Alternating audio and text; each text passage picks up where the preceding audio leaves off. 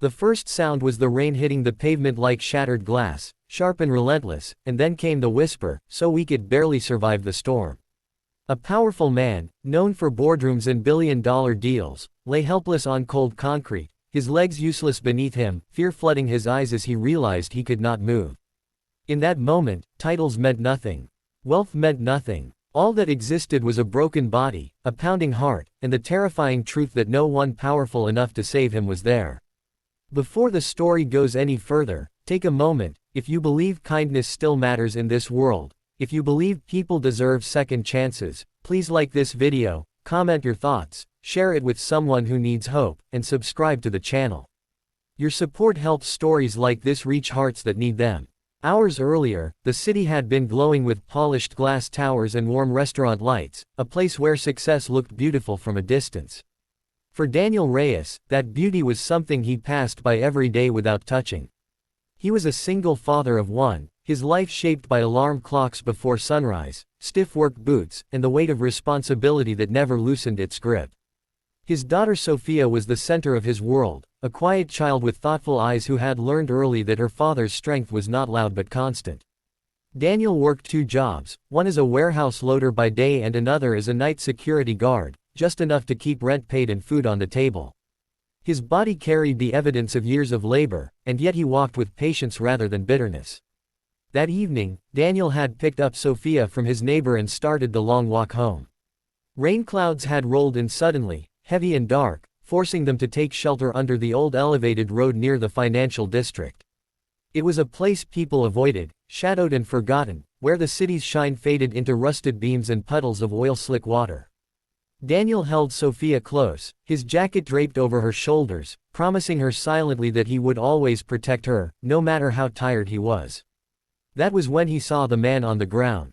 At first, Daniel assumed it was another drunk or homeless soul caught in the storm. The city had taught him not to stare too long, not to get involved, not when you had a child to think about. But something made him stop. Maybe it was the unnatural angle of the man's legs.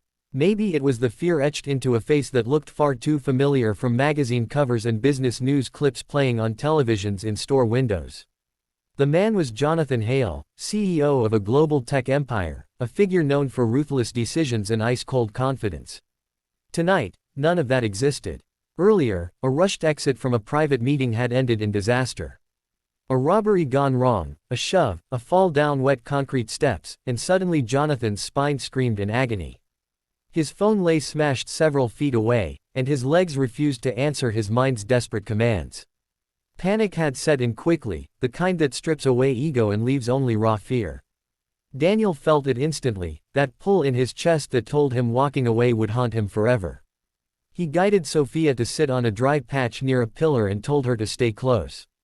Kneeling beside Jonathan, Daniel assessed the situation with the calm of someone who had faced emergencies before. Years ago, he had taken first aid training after his wife passed away unexpectedly, leaving him alone with a newborn and a grief so heavy it nearly broke him. That training came rushing back now. Jonathan's breathing was shallow and frantic, his face pale under the harsh streetlight. Daniel knew moving him incorrectly could cause more damage. He checked for bleeding, stabilized his neck as best he could, and positioned his own body to shield Jonathan from the rain. Around them, the city roared on. Cars passing without slowing, people too busy or too afraid to stop. Sophia watched silently, her small hands clenched together, her eyes reflecting both fear and trust in her father. Minutes stretched painfully long. Daniel tried to flag down help, waving with one arm while keeping Jonathan still with the other. His muscles burned, his knees soaked through, but he did not move. Jonathan's mind raced in terror, the reality of his vulnerability crashing down harder than the fall itself. He had built walls his entire life, money, power, influence, and now none of them could lift him from the ground. All he could do was cling to the steady presence of a stranger who smelled of rain and honest work. When the ambulance sirens finally cut through the storm, relief nearly knocked Daniel off balance. Paramedics arrived, taking over with practiced urgency, carefully securing Jonathan onto a stretcher. One of them recognized him instantly, eyes widening in shock, but Daniel noticed Jonathan's gaze remained fixed on him instead, filled with something unfamiliar, gratitude mixed with disbelief. As they loaded Jonathan into the ambulance, Daniel quietly gathered Sophia, ready to disappear back into the margins of the city where he felt he belonged. Days passed. Daniel returned to his routines, sore muscles aching more than usual. He told no one about that night, not even Sophia's teacher when she asked why the child seemed quieter than normal. He assumed Jonathan Hale would recover surrounded by private doctors, luxury rooms, and people who spoke to him in rehearsed sympathy. Daniel never expected their paths to cross again. Jonathan, however, could not forget. Recovery was slow and humbling. Doctors confirmed that while surgery would help, he would need months of rehabilitation, and there was no guarantee he would walk without assistance again. The boardroom whispers started almost immediately, questions about leadership and contingency plans. For the first time in his life, Jonathan was forced to sit still and confront the emptiness beneath his achievements. Every night, his mind returned to the rain, to the steady hands of a man who had nothing to gain and everything to lose by stopping. Jonathan asked his security team to find him. It took effort. Daniel left no trail beyond a first name given to the paramedics. Eventually, through hospital reports and city records, they located him. When Daniel received the letter requesting a meeting, he nearly threw it away, assuming it was a mistake or worse, trouble. But curiosity, and something deeper, pushed him to go. The meeting room was quiet and sunlit, far removed from the shadows where they had first met. Jonathan sat in a wheelchair, his posture still commanding but softened by pain and reflection. Daniel stood awkwardly, hat in his hands, ready to leave at the first sign of condescension. Instead, what he found was a man stripped of arrogance, eyes heavy with sincerity. Jonathan spoke not as a CEO but as someone who had glimpsed his own fragility and survived because another human chose compassion. Jonathan learned about Sophia, about Daniel's wife, about the nights spent calculating groceries down to the last coin. Each detail seemed to settle somewhere deep in him, reshaping priorities he had never questioned before. He offered help, not as charity, but as partnership. A stable job within his company's security operations, flexible hours, full medical benefits. Education support for Sophia. It was more than Daniel had ever imagined asking for, and accepting it felt terrifying, like stepping onto unfamiliar ground. Change did not happen overnight. Daniel struggled with doubt, with the fear of strings attached.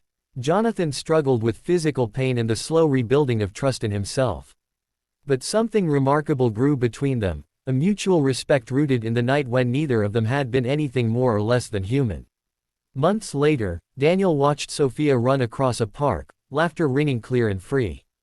Jonathan, using a cane now, stood nearby, watching with a small, genuine smile.